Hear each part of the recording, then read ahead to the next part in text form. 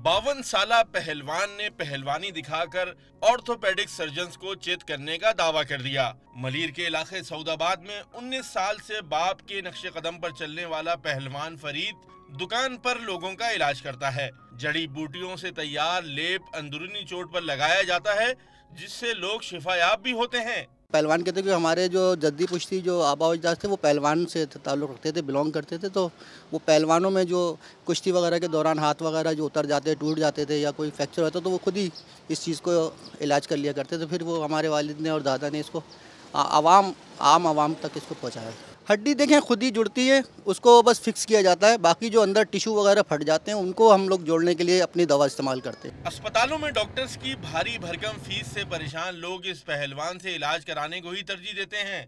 इसके पास आता हूँ तो हफ्ते के अंदर मेरे जाऊँ हड्डी लग जाता है। 200-250 रुपये का धंधा करता हूँ, क्या करूँ? पेट के करूँ जो हड्डियों को करूँ?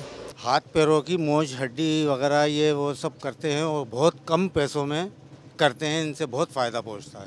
पहलवान के पास पट्टे खिंचवाने, मोच उतरवाने के साथ हड्डी जुड़वाने के लिए आने वालों का तांता बन जाता है। ताहम इस तरीका इलाज को तिब्बी माहिरीन वक्त और पैसे के ज़िया के साथ चोट के लिए भी नुकसानदेह करार देते हैं।